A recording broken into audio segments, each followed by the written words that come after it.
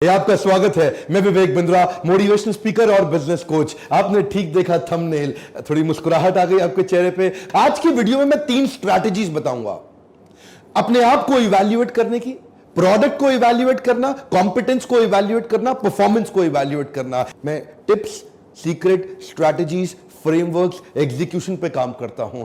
जड़ें मजबूत करने वाला वीडियो है ये 3 स्टेप का। इसके बाद एक वीडियो और देने का भी मन है मेरा। शायद ही ऐसी कोई बड़ी मल्टी लेवल मार्केटिंग की कंपनी बची हो जिसके ओनर, प्रमोटर, चेयरमैन या डायरेक्टर ने मुझसे पर्सनल आके कोचिंग ना ली हो या मेरा लीडरशिप फनल ना अटेंड किया हो। सीनियर लीडर्स ये जानते हैं कि बिजनेस हो हल्ला शोर शराबे से नहीं बढ़ता। बिजनेस बढ़ने के लिए आपको फ्रेमवर्क, वो समझ, वो स्ट्रैटेजीज बनानी बहुत जरूरी है ताकि आप उन फ्रेमवर्क्स को एग्जीक्यूट कराएं और फ्रेमवर्क बिजनेस चलाएं। आप बैठे आराम से। फ्रेमवर्क कैसे चलाते हैं ये 3 बातें सुनिएगा ध्यान से, जिसमें मैं आपको स्टेप बाय स्टेप बताना चाहता हूं। पहले लेंगे प्रोडक्ट इवैल्यूएशन। सुनने में थोड़ा सा टेक्निकल लगता है, अंग्रेजी जैसा लगता है, घबराइए मत, सरल भाषा में बताऊंगा। सबसे पहले जिस भी कंपनी में आप काम कर रहे हैं, वो प्रोडक्ट इवैल्यूएशन का पहला स्टेप अपने प्रोडक्ट की नीड और अर्जेंसी पहचानने की कोशिश करो। मार्केट में जो प्रोडक्ट आप बेच रहे हैं उसकी जरूरत कितनी है।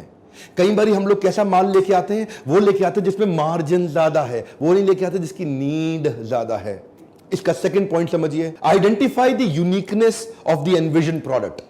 ये बड़ा इंपॉर्टेंट है सेकंड पॉइंट। जो माल आप बेच रहे हैं वो कितना यूनिक है। आप ऐसा तो नहीं कि कुछ वही बेच रहे हो सारे के सारे बेच रहे हो।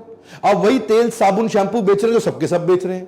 आप वही टूथपेस्ट बेच रहे हो सबके सब बेच रहे हैं। अगर वो टूथपेस्ट है भी कितनी यूनिक है, अगर वो तेल, साबुन, शैंपू है भी कितनी यूनिक है। ऐसा तो नहीं कि कोई भी कॉपी मार लेता आकर के एमएलएम चालू कर देता है, लो जी मेरा भी टूथपेस्ट पकड़ो। इसलिए सबसे पहले प्रोडक्ट इवैल्यूएशन बहुत जरूरी है, क्योंकि अगर प्रोडक्ट ही गलत हो गया, प्रोडक्ट ही ऐसा है जिसका रीपर्चेज ही ना आए, तीसरा पॉइंट क्या है, रीपर्चेज, उसका रेकरिंग रेवेन्यू ही ना आए, तो फायदा क्या हुआ जी। अच्छे ग्लोबल जायंट्स हमेशा पीएसपी बिल्ड करते हैं, प्रॉब्लम सॉल्विंग प्रोडक्ट। वो प्रोडक्ट जिससे मार्केट की बड़ी बर्निंग प्रॉब्लम सॉल्व हो रही हो। तो जो आप एमएलएम में बेच रहे हो, ऐसा तो नहीं कि जी आप भी वही बेच रहे हो जो सारे बेच रहे हो, कोई बर्निंग प्रॉब्लम आप सॉल्व ही नहीं कर पा रहे। ये सब वो ब्रांड है जिनको एडवर्टाइजमेंट नहीं करना पड़ता, प्रॉब्लम सॉल्विंग प्रोडक्ट तैयार कर गए। एनीवेज वो ट्रेडिशनल ब्रांड है। आप मल्टी लेवल मार्केटिंग में है, सोचिए कि माल जो प्रोडक्ट आपका है उसको जरूर इवैल्यूएट कर लीजिए। और अगला है कॉम्पिटेंस इवैल्यूएशन। अपना भी तो कॉम्पिटेंस इवैल्यूएशन करना पड़ेगा आपको।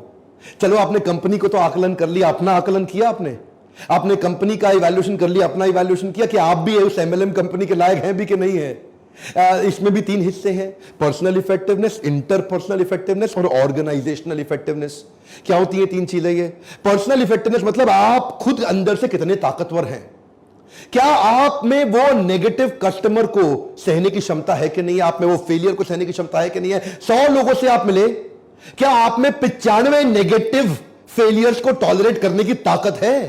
पहली ताकत तो आपके अंदर वो कन्विक्शन, वो एंथुसियाज्म का ट्रांसफर ही सेल्स को बढ़ाता है। जितना आप अपने प्रोडक्ट पे उत्साहित है ना, उतना ही उत्साह दूसरे वाले को दे सकते हैं। आपका personal effectiveness, that's first. Second है इन्फ्लुएंस करने की कला, सामने वाले को कोच करने की कला, उसको इन्फ्लुएंस करना आता है आपको। क्या आप बड़े से बड़े ऑब्जेक्शंस को हैंडल कर लेते हैं। क्या आप दूसरों को प्रभुभावित कर लेते हैं। ये हो गया इंटरपर्सनल। पहला पर्सनल, दूसरा इंटरपर्सनल, तीसरा ऑर्गेनाइजेशनल। ऑर्गेनाइजेशनल क्या होता है, अपलाइन और डाउनलाइन।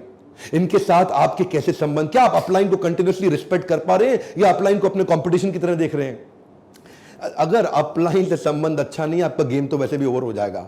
लंबा वो आदमी टिकता ही नहीं जो अपने सीनियर की रिस्पेक्ट ही ना कर सके। और डाउनलाइन को आप कितना इन्फ्लुएंस कर पा रहे हैं, इसको बोलते हैं ऑर्गेनाइजेशनल। ऊपर नीचे दाएं बाएं, जब पूरी ऑर्गेनाइजेशन को आप रन करने लायक हो जाते हैं, सबसे बड़े डायमंड बनते हैं आप। जैसा जैसा लीडर करेगा वैसा वैसा तो डाउनलाइन भी करेगा, पर जैसा जैसा अपलाइन कहेगा वैसा वैसा डाउनलाइन नहीं करेगा। लीडरशिप सफल तभी होती है जब आप करके दिखा पाते हैं। पहले आचार फिर प्रचार। जैसा जैसा लीडर करेगा डाउनलाइन अपने आप करेगा, पर अगर लीडर खाली कहेगा डाउनलाइन कुछ नहीं करेगा। आप एक्शन मैन है, आप प्रोसेस मैन है, आप पीपल मैन है कि आप आइडिया मैन है। एक्शन मैन एकदम एक्शन में लग जाता है, ये लोग एमएलएम में सफल हो जाते हैं। उसकी स्पीड तेज है, उसका एग्जीक्यूशन, डिसीजन अभी की अभी, राइट नाउ करके दिखाएंगे, जान लगा दूंगा, एडी चोटी का जोड़ लगा दूंगा, ये एक्शन मैन है। प्रोसेस मैन क्या है, नहीं नहीं नहीं, स्टेप बाय स्टेप चलेंगे। पहले डेटा दिखाओ, पहले मुझे थोड़ा पीछे के टेस्टिमोनियल्स दिखाओ, मेरे को रेफरेंस चाहिए, मेरे को डिटेल चाहिए, मेरे को पूरे स्टेप्स चाहिए, पहले एनालिसिस करूंगा। प्रोसेस मैन धीरे धीरे चलता है। पीपल मैन रिश्ते बनाता है। लोगों के साथ जुड़ के चलता है। और आइडिया मैन, उसको फंसा दो, वो नया आइडिया निकाल देगा, नया ऑल्टरनेट निकाल देगा, नया सोल्यूशन निकाल देगा। वो क्रिएटिव थिंकिंग है। एमएलएम के अंदर एक्शन और आइडिया का कॉम्बिनेशन चलता है, एक्शन पीपल का कॉम्बिनेशन चलता है। लेकिन अगर आपका प्रोसेस में स्कोर ज्यादा, क्योंकि हम आपका टेस्ट लेते हैं ना, पूरा इवैल्यूएशन करते हैं डिटेल में, और आपको रिपोर्ट बना के बता देते हैं कि आप एमएलएम में चलेंगे या नहीं चलेंगे, और चलेंगे तो क्या करना है, नहीं चलेंगे तो क्या करना है। अपने आप को चेक कर लिया। अब परफॉर्मेंस एनालिसिस।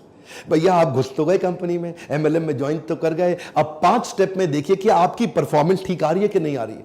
क्या आपके स्कोर बोर्ड बना पा रहे हैं आप? क्या आप अपने एफर्ट स्कोर और अपने रिजल्ट स्कोर, ध्यान दीजिएगा, मैं इसको बोल रहा हूं, ऐसा ऐसा हाथ कर रहा हूं, ये एफर्ट स्कोर, मेहनत का स्कोर, और ऐसा ऐसा कर रहा हूं, मतलब नोट कितना आ रहा, आपका महीने का इनकम कितना आ रहा, रिजल्ट स्कोर। ये वाला स्कोर अलग है, ये वाला स्कोर अलग है। जब ये वाला स्कोर एफर्ट वाला कंट्रोल में आएगा, तभी ये वाला जो मंथली चेक आता है, आपको वीकली पे आउट मिलता है, वो कंट्रोल में आएगा। तो एफर्ट स्कोर को कंट्रोल में करने के लिए पहले आपको 5 स्ट्रैटेजी की वर्कशीट बनानी होगी। बड़ी सिंपल है। मेरी ये मत समझिए कुछ स्ट्रैटेजी वर्कशीट, अरे पता नहीं क्या होता है। अरे मेरा काम ये है कि मैं साधारण भाषा में आपको एम्पावर कर दूं। बिजनेस करने के लिए खाली पागल की तरह भागना नहीं है, दीवार को धक्का नहीं लगाते, दरवाजे को धक्का लगाते। वही सिखाता हूं आपको कि मछली को पेड़ पे नहीं चढ़ाना, पानी में कैसे चलेगी। आपकी कॉम्पिटेंस, आपकी ताकत को एंगेज करेंगे। आपकी ताकत है इस तरफ और आप भाग रहे हैं इस तरफ, अरे मेहनत ज्यादा लगाओगे, रिजल्ट आएगा नहीं। आजकल मेरे हर बैच में, हर इवेंट में एमएलएम के लीडर्स तो जरूर ज्वाइन करते हैं।